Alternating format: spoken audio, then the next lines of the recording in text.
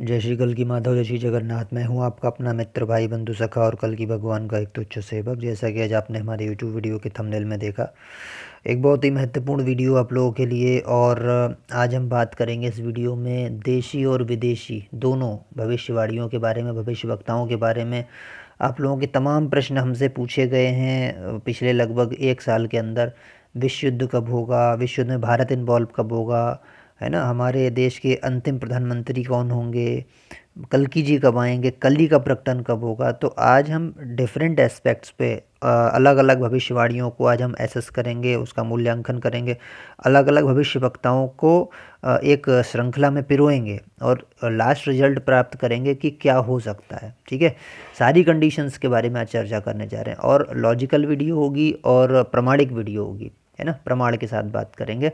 तो वीडियो के अंत तक बने रहिए और लोगों को अधिक से अधिक शेयर कर दीजिए ताकि उनके सबके प्रश्न के उत्तर आज इस वीडियो में मिलने वाले हैं। अंत तक बने रहिए। शुरुआत करते हैं। देखिए, सबसे पहले हमारे पास जो मीन शनि योग 29 मार्च का जो आने वाला है, सबसे बड़ी हमारे पास जो डेट है वो 29 मार्च है ना। मीन शनि योग के बारे में भविष्य मालिका में बोला गया है और भविष्य मालिका सबसे प्रमाणिक ग्रंथ इस समय मुझे लगता है विश्व युद्ध के बारे में हो चाहे भारत के इन्वॉल्वमेंट के बारे में हो। ठीक है, तो उसमें एक भविष्यवाणी आती है जो कि हमने इसका क्रेडिट हम देना चाहेंगे सूर्यन सैटर्न नाम के चैनल को, क्योंकि ये उनका रिसर्च था एक्चुअली, लेकिन हमने उसको इसमें शामिल करना ज़रूरी समझा और बाकी रिसर्च हमारे हैं। तो उन्होंने जैसा कि आप देख पा रहे हैं इसमें बताया है, ये उड़िया का एक भविष्य मालिका का श्लोक है और उसमें ये बताया जा रहा है कि छायाशुत शनि जब रवि कुंभ को लेकर मीन राशि में प्रवेश करेंगे तब पृथ्वी कांप उठेगी। फिर पढ़ दे रहा हूँ, छायासुत शनि जब रवि कुंभ को लेकर मीन राशि में प्रवेश करेंगे तब पृथ्वी कांप उठेगी। अब इसमें दो कंडीशन ये आ रही है कि एक तो सूर्य और कुंभ का कॉम्बिनेशन होना चाहिए, सूर्य कुंभ राशि में गोचर करे, और दूसरा कॉम्बिनेशन आपका बन रहा है शनि और मीन का कॉम्बिनेशन, जो शनि देव जो है वो मीन राशि में गोचर करें। तो एक पहली कंडीशन हमारी शनि मीन वाली पूरी हो रही है 29 मार्च को। ठीक है, ये गोचर मिल गया। और दूसरी इसमें गोचर मिलना चाहिए सूर्य और कुंभ वाला। अब सूर्य मकर से कुंभ में हर साल 15 फरवरी से 15 मार्च के बीच में जाते हैं। ठीक है, तो 15 फरवरी इस साल तो निकल चुकी 2025 में, तो 2026 में फरवरी मार्च का महीना आएगा और 2027 में आएगा, है ना, एज़ पर इंग्लिश कैलेंडर। तो 26 और 27 हमारे पास वो डेट्स प्राप्त हो रही हैं जिस समय पृथ्वी कांप उठेगी। अब पृथ्वी कांप उठी का अलग मतलब हो सकता है, उल्का पिंड भी हो सकता है, बड़ा न्यूक्लियर युद्ध भी हो सकता है, भूकंप भी आ सकता है जो हिमालयन रेंज में लिखा हुआ 9 तीव्रता का आएगा, है ना। तीनों कंडीशंस हैं। इसका मतलब ये नहीं कि सिर्फ वर्ल्ड वॉर है, लेकिन वर्ल्ड वॉर की कंडीशन भी इसमें छिपी हुई है कहीं ना कहीं। अब ये भविष्य बताएगा। ठीक है, दूसरा फिर भविष्यवाणी में बोला गया कि मेष माह के कृष्ण द्वादशी तिथि से ये बातें प्रमाणित होंगी। मेष माह के कृष्ण द्वादशी तिथि से ये बातें प्रमाणित होने लग जाएंगी। अब ये देखेंगे कि मेष हिंदू कैलेंडर का पहला महीना है ना, जो इंग्लिश कैलेंडर में अप्रैल में पड़ता है ना, एज पर सूर्यन सैटर्न। तो इस कंडीशन में अप्रैल जो है अब आने वाला है ना, 2025 का अप्रैल में से ये बातें प्रमाणित शुरू हो जाएंगी, मतलब शुरू होना।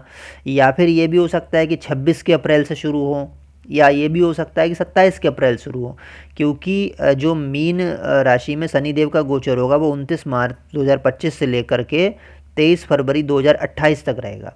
ठीक है, तो हमारे पास तीन चीज़ें प्राप्त हो रही हैं प्रमाणित होने वाली, कि या तो इस अप्रैल में शुरुआत होगी जो भविष्यवाणियों के प्रमाणित होने की, लोगों को विश्वास होना शुरू हो जाएगा, या फिर 2026 में होगा अप्रैल महीने में, या 2027 में होगा जब मेष माह के कृष्ण द्वादशी तिथि से प्रमाणित होना चीज़ें शुरू हो जाएंगी। तो प्रमाणित मुझे लगता है कि पहले ही होना शुरू हो जाएंगी, वॉर बाद में होगा, ताकि लोग जो है ज़्यादा भगवान को जान सकें। ठीक है, अभी उन्हें बुलाना है ना, कल्कि वालों को अलग करना है, कली वालों को अलग करना है, तो इसलिए। फिर बोला गया कि शनि मीन के रेवती नक्षत्र में जब आएगा तब कोई भी सहारा नहीं होगा दुनिया के सामने। तो शनि मीन जब रेवती नक्षत्र में आएगा वो भी हमने रिसर्च किया, ये भी कंडीशन जो है मार्च अप्रैल में ही लागू होती है। ठीक है, तो ये कब कौन सा मार्च अप्रैल होगा, यही वाला होगा, 26 वाला होगा, 27 वाला होगा, कह नहीं सकते, क्योंकि उसमें एग्जैक्ट डेट नहीं दी गई है। मतलब एग्जैक्ट जो उसकी सन है ना, जो वर्ष है वो नहीं दिया गया है, लेकिन महीना हमें कंफर्म है और तारीख कंफर्म है। और होना मीन शनि योग के अंदर ही है, ये भी कंफर्म है, यानी 2.5 वर्ष के अंदर ही हो जाएगा। तो दो हमें मिल रहे हैं, या तो 25 का इसी वाला, या 26 का, और फिर लास्ट 27 का, तीन मिल रहे हैं हमें। 28 में 23 फरवरी तक मीन शनि रहेगा, तो उसके बाद मार्च अप्रैल के महीने का कोई मतलब नहीं रह गया, यानी 25, 26 और 27 3 महीने हमारे पास प्राप्त हो रहे हैं अप्रैल के, जो कि हमें वर्ष के हिसाब से प्राप्त होते हैं। दूसरा, अब कुछ भविष्यवक्ता जो विदेशी हैं वो क्या कह रहे हैं कि विश्व युद्ध जो है 6 साल 6 माह चलेगा, है ना, और अंतिम 13 माह भारत युद्ध में उतरेगा, ये भी बोला जा रहा है। तो उसके लिहाज से अगर हम रूस यूक्रेन के युद्ध को देखें, 24 फरवरी 2022 को ये शुरू हुआ था, ठीक है। और यदि इससे ही जो है वर्ल्ड वॉर की शुरुआत माने तो उसमें 6 साल 6 महीना अगर हम जोड़ेंगे तो हमारा आएगा 24 अगस्त 2028, ठीक है। तो 24 अगस्त 2028 में रूस यूक्रेन की युद्ध से शुरुआत मानते हुए वर्ल्ड वॉर का अंत हो जाएगा 24 अगस्त 2028 में।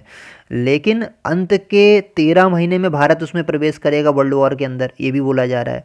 तो अंत के अगर हम 13 महीने यानी 1 साल और 1 महीना इसमें से माइनस कर दें, किसमें, 24 अगस्त 2028 में से, तो फिर हमें जो डेट प्राप्त हो रही है वो 24 जुलाई 2027 प्राप्त हो रही है। तो इसका मतलब ये हो गया विदेशी भविष्यवक्ताओं के अनुसार, भविष्य मालिका ये नहीं कह रही है, तो विदेशी भविष्यवक्ताओं के अनुसार 24 जुलाई 2027 में भारत का प्रवेश होगा किसमें, वर्ल्ड वॉर के अंदर। यानी पहले से ही इन्वॉल्वमेंट जो यूक्रेन रशिया और जो भी यूरोपियन कंट्री हैं, अरबियन कंट्रीज़ हैं, चाइनीज़ कंट्री, इन सब का युद्ध भिड़ंत हो चुकी होगी, कई देश तबाह हो चुके होंगे, भारत बाद में उतरेगा, इनका कहना ये विदेशी भविष्यवक्ताओं के अनुसार, ठीक है। फिर इसमें एक पक्ष ये आया कि भैया जो प्रधानमंत्री जो अंतिम होंगे यानी अंतिम राजा जो होगा वो 13 अंक तक राज्य करेगा। 13 अंक, 13 साल भी हो सकता है, 13 माह भी हो सकता है। 13 माह देखोगे तो 13 माह तीसरा इनका टर्म चल रहा है प्रधानमंत्री का, तो उस हिसाब से अगर 13 माह आप देखेंगे तो इनका तीसरा टर्म कब शुरू हुआ था, 9 जून 2024 को। अब उसमें अगर आप 13 माह जोड़ रहे हैं तो आपका आएगा डेट 9 जुलाई 2025 को, यानी उस हिसाब से 9 जुलाई 2025 को इमरजेंसी लग जाना चाहिए, ठीक है। यानी हमारे पास अभी मार्च के बाद अप्रैल मई जून 3 महीने हैं हमारे पास। तो एक तो ये कंडीशन बन रही है कि 9 जुलाई के आसपास जो इमरजेंसी लग जाएगी क्योंकि 13 महीने पूरे हो जाएंगे। उसके अलावा में इसके लिए फिर ये भी ज़रूरी है कि प्रधानमंत्री अपनी जो है सत्ता किसी और को सौंप दें, ये भी लिखा हुआ है। मतलब कुछ लोग ये मानते हैं कि कोई योगी पुरुष होगा जो अविवाहित होगा, भाई योगी जी अविवाहित प्रधानमंत्री बन जाए, है ना, उसी समय इमरजेंसी लगे। ये दोनों चीज़ें यहाँ पे निकल के आ रही हैं। दूसरा, फिर अंतिम प्रधानमंत्री अगर हम मोदी जी को मानते हैं तो उनके 13 साल को अगर ले लें, 13 अंक की बात को, तो 13 साल उनके कब पूरे होंगे ये देखना है। तो उसके लिए हमें जाना पड़ेगा, प्रधानमंत्री जी गद्दी पे कब बैठे थे, 26 मई 2014 को अपने पहले कार्यकाल में। तो उसमें अगर हम 13 वर्ष जोड़ें, अब 13 महीने नहीं जोड़ेंगे तीसरे टर्म के, अब पहले टर्म से लेके 13 साल जोड़ेंगे, तो 26 मई 2014 में 13 साल जोड़ने पर 26 मई 2027 प्राप्त हो रही डेट। तो ये भी कह सकते हैं कि 26 मई 2027 को भारत में आपातकाल लग सकता है एज पर जो है भविष्य मालिका, ये भविष्य मालिका के अनुसार है कि 13 अंक तक जो है वो अंतिम राजा राज्य करेगा, तो ये भी हो सकता है। अच्छा, फिर एक घटना इसमें ये आती है कि जो इससे पहले जो मीन शनि योग लगा था 1937 में मार्च में, ठीक है, तो क्या मीन शनि योग लगते ही वर्ल्ड वॉर शुरू हो जाता है, ऐसा नहीं हुआ था। द्वितीय विश्व युद्ध हुआ था 1 सितंबर 1939 में, यानी मीन शनि योग लगा था मार्च 1937 में, और द्वितीय विश्व युद्ध शुरू हुआ था 1 सितंबर 1939 में, यानी 2 साल के बाद लगभग वर्ल्ड वॉर शुरू हुआ। तो इसका मतलब ये हुआ कि मीन शनि योग के अंत में वर्ल्ड वॉर शुरू होता है इस कंडीशन में अगर देखा जाए। लेकिन इसका फिर उलट हमें मिलता है दूसरा एग्जाम्पल, 1965 और 1966 में मीन शनि योग लगा फिर से। तो वो उसमें क्या हुआ, फिर उसमें हुआ कि ये भाई इंडो इंडिया पाक का जो वॉर हुआ था, भारत पाकिस्तान का वॉर हुआ था और वियतनाम वॉर हुआ था, 2 वॉर इसमें हुए थे। तो उस वो कब हुआ था, अगस्त 1965 में हुआ था इंडिया पाक वॉर। तो उस हिसाब से देखा जाए कि जैसे ही मीन शनि योग लगा 1965 में, वैसे ही वॉर हो गया अगस्त 1965 में। तो ये दूसरी कंडीशन ये आ गई कि मीन शनि योग लगते ही वॉर शुरू हो जाता है ना। दोनों कंडीशन यहाँ पे लग रही हैं। अब या तो शुरुआत तुरंत ही हो जाएगी अप्रैल में ही, और या फिर जो है लास्ट में होगी। 2 कंडीशन हमारे पास निकल के आती हैं। और एक प्रकाश डालते हैं। अब इसमें क्या है कि भाई कली का प्रकटन जो मेरे पास PDF रखा है अनुवादित, है ना, भविष्य मालिका का, उसमें की पॉइंट्स जो हैं उसमें बताया 2025 में वो कली प्रकट हो जाएगा। अब कली का प्रकटन अगर 25 में होगा तो कल्कि जी का प्रकटन उस तरीके से कब होना चाहिए, उसके बाद ही होगा। उसके बाद कब हो सकता है, जब भारत का इन्वॉल्वमेंट होगा युद्ध में। और अंग्रेजी भविष्यवक्ता के अनुसार अगर भारत 27 में उतरेगा तो कल्कि जी का प्रकटन कब होगा, 27 से 28 में होगा, है ना, भविष्यवक्ताओं के अनुसार, जो कि अंग्रेजी भविष्यवक्ता हैं। तो उस हिसाब से जो है भारत का इन्वॉल्वमेंट 27 में, और 27 में कल्कि जी का आगमन या 28 में कल्कि जी का आगमन होना चाहिए। ठीक है। लेकिन यहाँ पे एक भविष्य मालिका क्या कह रही है, भविष्य मालिका के अनुसार भारत ही विश्व युद्ध का कारण बनेगा। दोनों में अंतर है। इंग्लिश भविष्यवक्ता ये बोल रहे हैं कि भारत अंतिम के 13 महीने में प्रवेश करेगा, लेकिन मालिका ये कह रही है कि भारत ही विश्व युद्ध का कारण बनेगा, यानी शुरुआत इन्हीं से होगी। तो उस तरीके से फिर ये पूरा घटनाक्रम उल्टा हो जाएगा। मतलब क्या है कि इसी साल जो 2025 आई है, इसी साल में भारत फिर युद्ध में उतरना चाहिए, क्योंकि शुरुआत इन्हीं से होगी, यही कारण बनेंगे विश्व युद्ध के। तो भारत 25 में ही फिर युद्ध में दाखिल होगा, और भारत पे इसी साल फिर जो है, जो भी लिखा है 13 मुस्लिम देश और चाइना जो है वो सब जो भी करेंगे ना, हमला वगैरह करेंगे, वो सब लिखा हुआ। तो उस हिसाब से फिर क्या है, 25 ही भारत के इन्वॉल्वमेंट की तारीख है।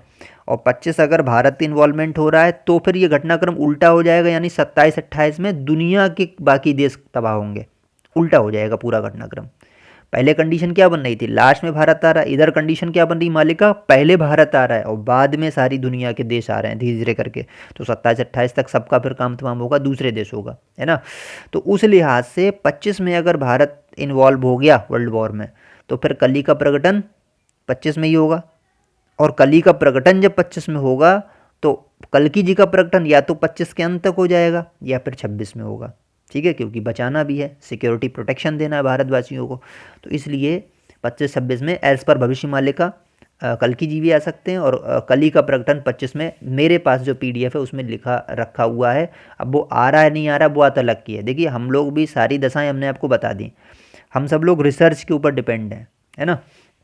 अब जो भी रिसर्च हमारे पास आती है, जो भी भविष्यवाणियाँ आती हैं, हम उनको डिकोड करके आपको बताते हैं। हम हुए चाहे वायरल उड़ीसा साहब हुए, चाहे सत्या भांजा साहब हुए।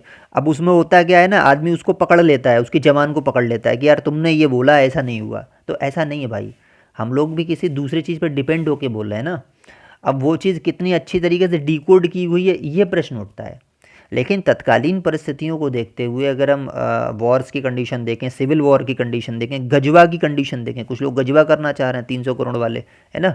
और हम जो पर्यावरण की कंडीशन देखें उस हिसाब से फिर तो ऐसा लग रहा है कि दुनिया ज़्यादा चलने वाली है नहीं, बहुत जल्दी सब कुछ तमाम हो जाएगा, ठीक है।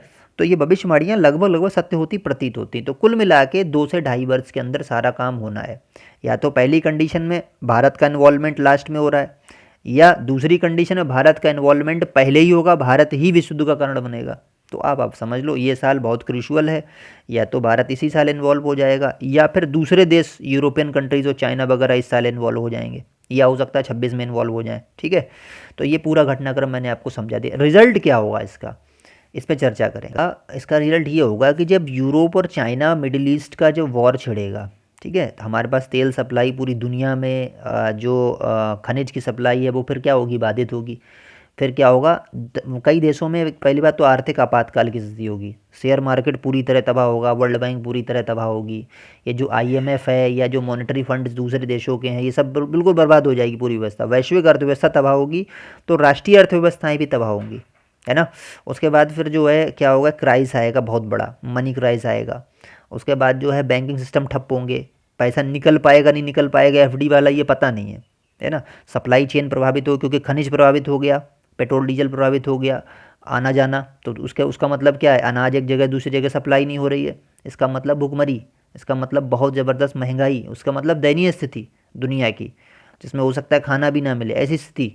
और इसका मतलब भी ये भी है कि न्यूक्लियर वॉर, क्योंकि जब वॉर होगा तो ऐसा नहीं है कि अब चीज़ें जो है ऐसी हैं कि आप जो है एक गन ले ली हाथ में और जो है मिसाइल छोड़ रहे हो एक के ऊपर, ऐसा नहीं।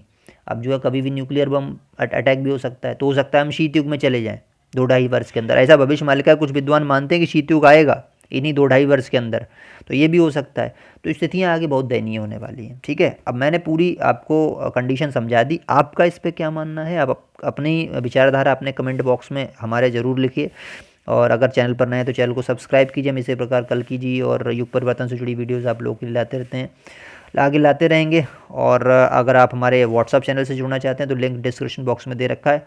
मिलते हैं आप लोगों से अगली वीडियो में। वीडियो को लाइक और शेयर जरूर करिए, बहुत सारे प्रश्नों के उत्तर इसमें छुपे हुए हैं, सबको उत्तर आज मिल जाना चाहिए, ठीक है। शेयर करते चलिए। जय श्री कल्कि माधव, जय श्री जगन्नाथ, जय श्री पंचका, जय सत्यनारायण।